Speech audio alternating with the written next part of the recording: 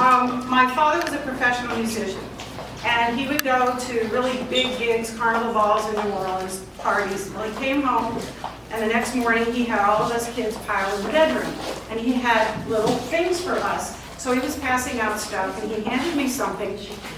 I thought I would die. It was the most beautiful thing I ever saw in my life. I could not stop looking at it. It was a hat. It was a little green foil hat. And on it was the word, Happy New Year in glitter. I had never seen anything so beautiful in my life. I looked and I touched it. Oh my gosh. Fast forward. Okay, so that was quick. I'm 10 years old. I have to play the piano. I have to take piano lessons. I just have to. It's another glitter moment for me because it was the most amazing thing that you could see little squiggly things on lines and it would turn into this beautiful sound. So I love that. So fast forward.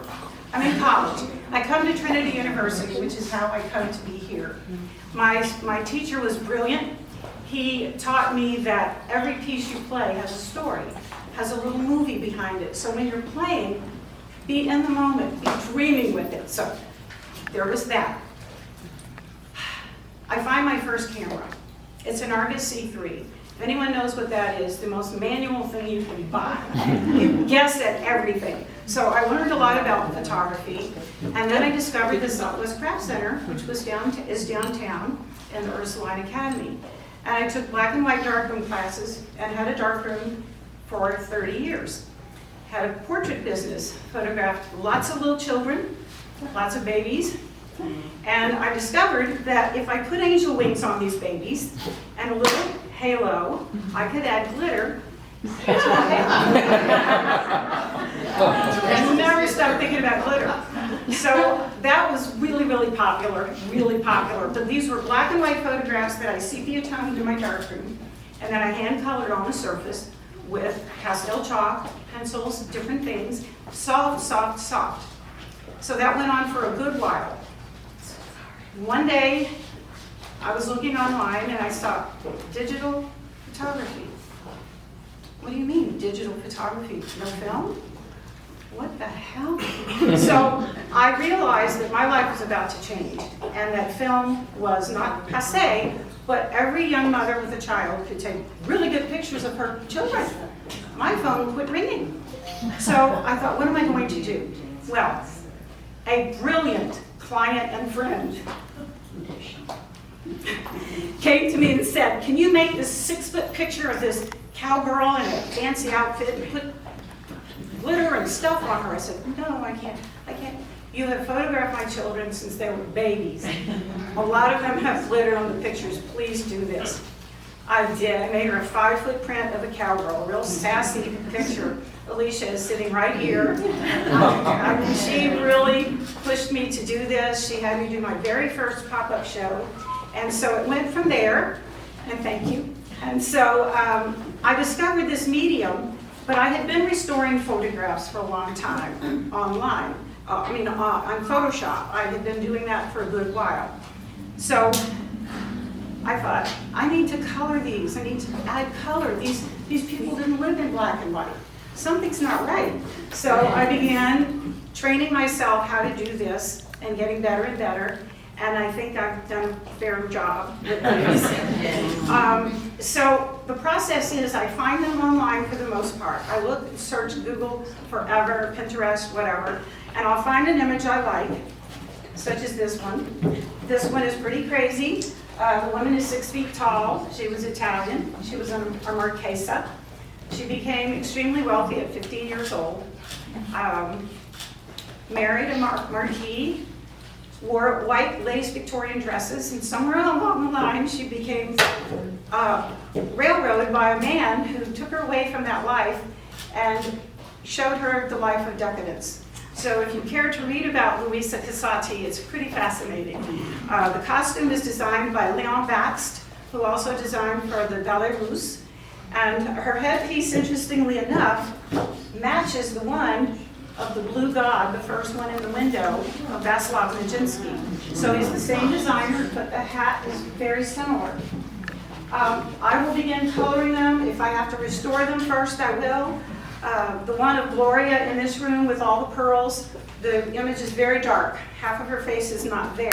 But because I have studied Gloria Swanson for so long, I was able to bring her back to life and add those pearls one at a time. There are about 2,000 on that piece. And then as pearls go into the shadow, I only have white pearls, but as they go into the shadow, I must now paint them. So that's a painstaking thing too. I want to thank Prudence very much because she believes in me. Where are you, Prudence? She's back there. Prudence backs every artist in this gallery, and I want to thank the other artists as well for giving me this much space in here. My brother is here, Tom. Thank you, Tommy, for being my brother. Let's see. I don't know what else to say except that these take a long time to do. They don't happen overnight. See, people say, well, how long does it take? Well, I wear a big magnifying headpiece on my head when I'm doing these because they're so small. The pieces are so tiny. You can find videos of my work online of me doing this. Teeny paintbrush, teeny dots of blue. The Barbara Stanwyck toward the front looks like she's got little bitty sequins, but in fact, they're teeny, teeny dots of blue in rows, and then I sprinkle the very dark glitter on it, tap it off, and there you have a tiny little sequin. So you can look and see how long that might have taken me. The one on the wall that is right behind my brother in all gold, that is Greta Garbo.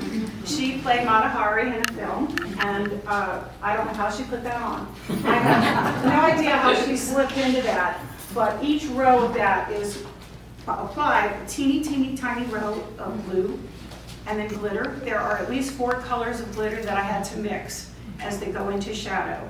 So the details of these are sometimes very fine. Some of the frames are very, very costly. I have to acknowledge my framer who is here today because she has done a magnificent job. Tiffany is right here in the middle. Raise your hand. She is with Frame. Frame is on McCullough, right next to Julian Gold, and they have done a wonderful job of thank you. Helping prepare my show. I will ask you if you have a few questions. Don't make it too long. Any questions about any of this? Yes, ma'am. I was wondering if you did original research for the colors, the original colors of the costumes. That's a very good question. I research each one of these people unbelievably. I will watch their movies 2 or 3 times. If there is a film of them dancing, I will watch them dancing and see their movement. If the costume is in a museum, such as the Blue Gods, such as the Rose, I will follow that as closely as I can. If I have no clue, if I have just done a red dress, my next dress might be blue. So it can be very arbitrary, but it also may be based on the flow of the fabric. So I research as best I can, and if there's the one in the front window in cobalt blue with all the crystals and the big sleeves, there's an actual article from the time. It said she wore a cobalt blue dress with crystal embellishments in her butterfly sleeve dress. So I had a clue on that one. Yes, ma'am. Which one is your favorite? Which child is your favorite? Yeah, who's your favorite kid? My favorite child? I'd rather not say. I'm very fond of Louisa. She's the last one I did. This one was really very difficult because if you take a look at the black and white that I start with, the contrast is very, very low.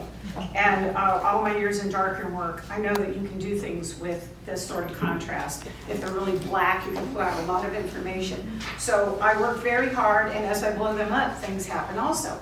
So her skin began to have sort of a texture.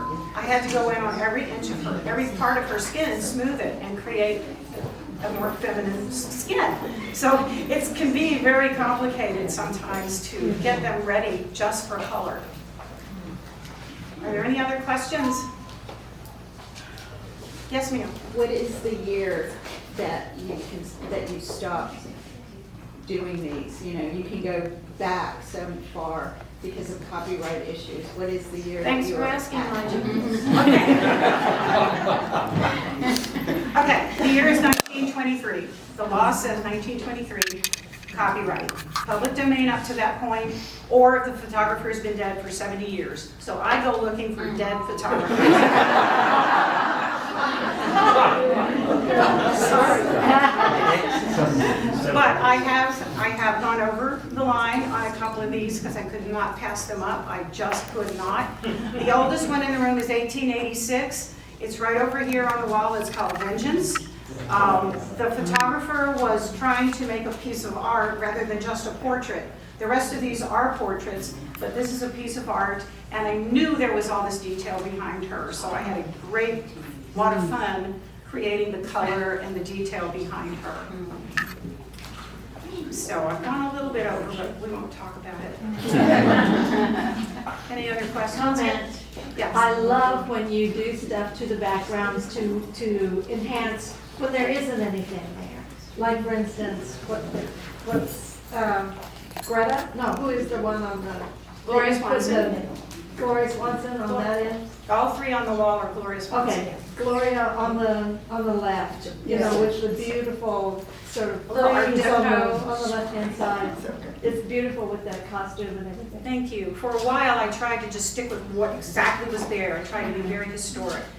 And I just decided that if I could make it a little better, if I could have it a little more fun, I thought Gloria would like that. I really did. I would like to think, as I'm finishing, I would like to think the photographer would have liked what I did. The person in the portrait hopefully would like what I did. Hopefully that I guessed. In some cases, I knew the colors I had to go with because this was online, the actual design of this, the colors. So I went with this. And when I sit and I do this, I put on calming music, very peaceful music, and one pearl goes on at a time. And because they're flat on the back, they're not real, but because they're flat on the back, sometimes they squish over in the glue. And I'm like, oh my God. So I have to get a little thing and push them back over. So I have some videos of that. Not the bad language, but I enjoy doing this so much. I'm so glad you've come. I'm glad you are enjoying them as well. Thank you, everyone, and please ask me any questions after this. I'm going to get down. Can I say, as a new friend, congratulations to you. Can we all raise our glasses? Yes. Oh, yes. You cannot walk in here and walk out without smiling. These are things that make everyone smile. Congratulations. I think they're pretty. Well, thank you very much. Enjoy.